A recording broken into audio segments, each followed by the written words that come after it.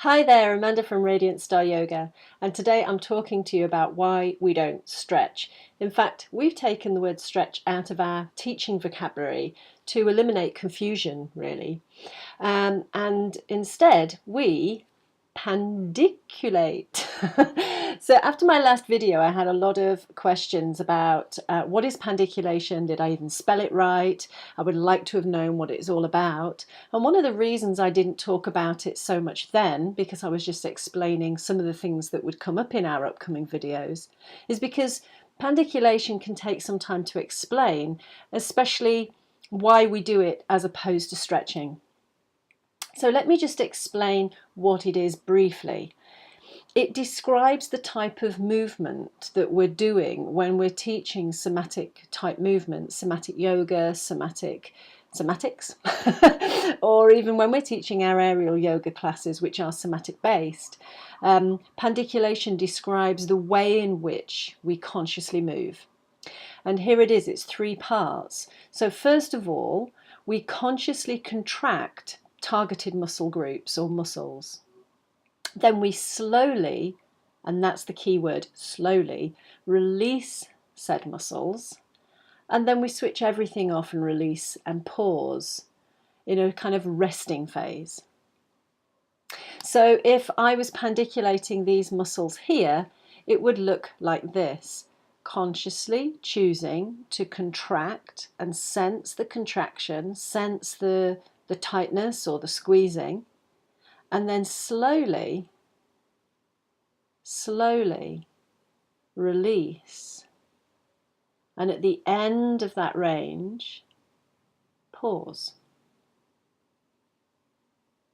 Before you take another repetition.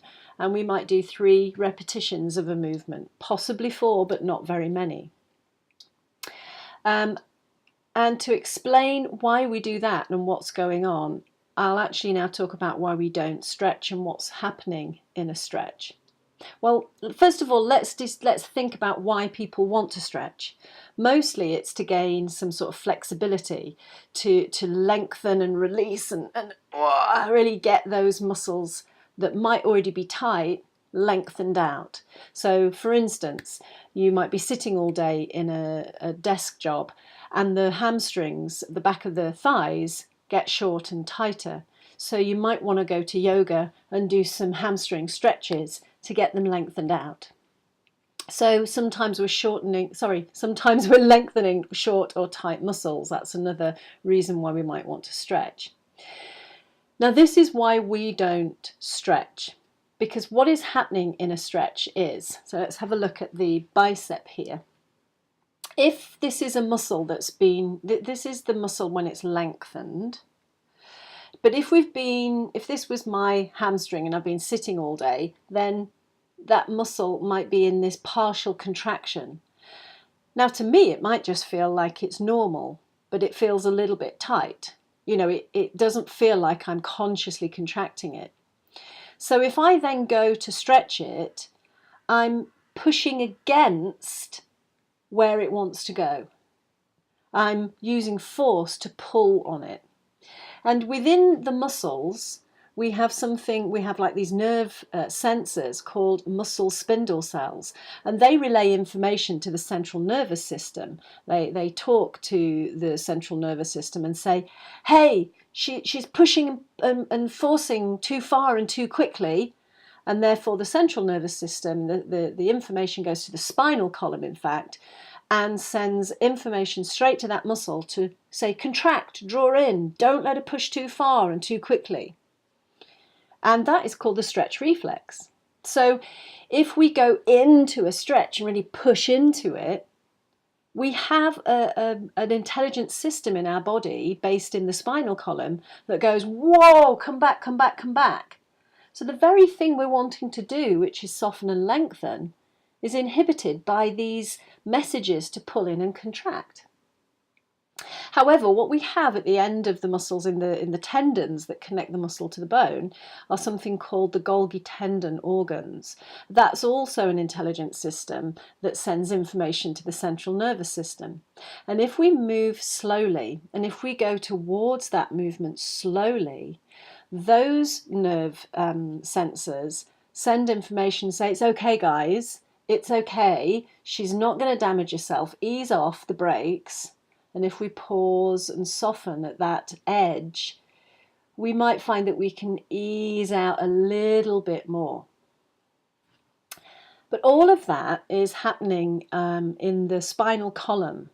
And when we've been sitting all day, or we've been doing something that's holding a muscle in partial contraction, it's a portion of the brain that sets the muscle length that needs to be updated to be able to say, this is resting. So we actually need to do something to involve the brain and to change the blueprint of the blueprint of the brain, and to bring learning into the system so we can change and transform and find a better resting place. So this is why we pandiculate, because the contraction, if we're already in partial contraction but we don't sense it, then we need to alert the system to contraction. So we do more of what we're already doing, contract a bit more. So we go, ah, contraction, I can feel that. Now the sensory neurons are firing. When we can sense it, then we can move it. So now we can release, and we might go so far out and go, yeah, that's about it. Pause. Gives the time to the brain to receive and change and notice. The brain learns through noticing differences. So then we can contract again, and we've probably got more range of movement now. And then we can slowly, slowly, slowly release. And then pause. And doing this 2 or 3 times, with those 3 parts of the movement, or non-movement even, each time, that gives the brain the chance to update and changes the muscle length so that we don't go back to the pattern of holding tight. And this is how we reset, and this is how we gain more flexibility, lengthened muscles, reduce pain, coming back to neutral. It's all through pandiculation.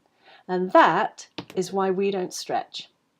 So if you'd like to learn more about pandiculation, or if you've got areas in your body that you think, wow, can I pandiculate this, but you're not sure how, you can leave me a comment in the comment box. You could write to me at amanda@radiantstaryoga.com. And also keep your eyes peeled, because we'll be putting out some information about how you can join some movement tasters that we're going to be doing, and then you'll learn how to pandiculate through somatic movements. So if you're not already joined on the email newsletter, whatever the term is, then join us on that as well, and then we'll be sending out information about that in the next couple of months. It's going to be very exciting, and we can all pandiculate together. Thanks for joining me today, and I'll see you in the next video.